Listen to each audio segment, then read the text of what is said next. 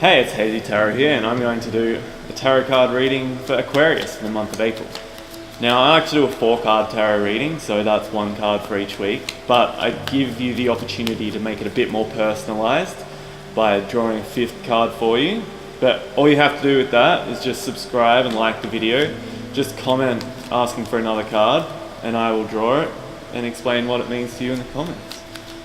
So, with that done, let's get to the reading.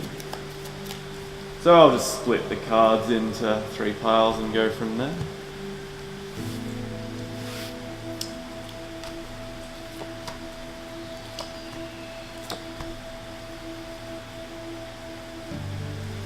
Alright, so firstly, we have the Queen of Wands.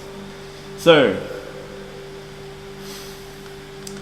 what this is going to mean, it'll be one of 2 things. So, the first is either a person that is like the Queen of Wands is going to be affecting your life in the first week, or you're going to have to use the personality traits that the Queen of Wands has, that you have inside you, to do whatever it is you have to do in that first week.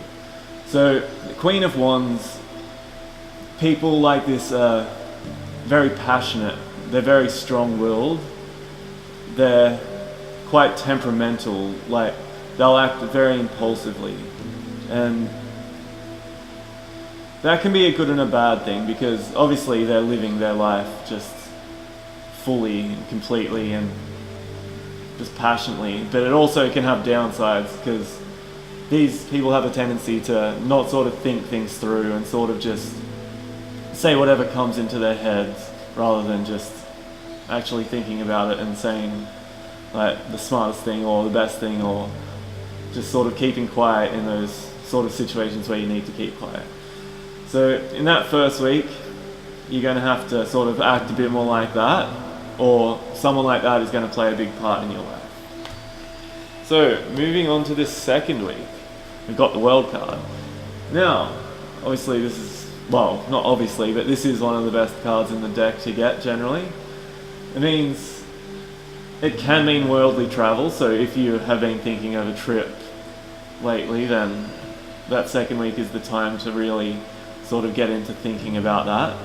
But it can also mean sort of completeness and mastery over something. So if you've been really learning something, or like sort of trying to improve on something, then this card is sort of saying that you're going to reach the next step in that endeavor.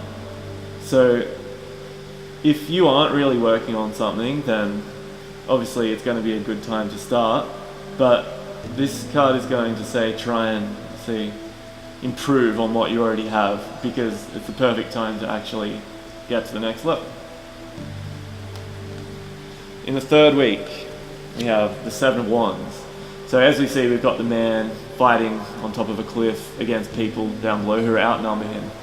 So this is pretty much saying that someone's going to have some type of fight with you, and you're going to be outnumbered, or you're going to be at a complete disadvantage here. But the thing is, the higher ground is sort of saying that you're right in this situation. So it's saying to hold your ground and battle it out, because you're right, even if there's a lot of other people like who are against what you actually believe in, or your view, or what you're doing. You have to know that you're actually right, and to keep going through with it. So, moving on to the 4th week, we've got the Emperor. So, this can represent a couple of things. It can represent sort of masculine energy. So, could be a time to sort of harness like your masculine side in yourself and use those sort of those traits that you'd usually sort of think of as a male trait that you have, but you don't use so much. Maybe it's time to sort of use them a bit more. But this can also represent sort of stability.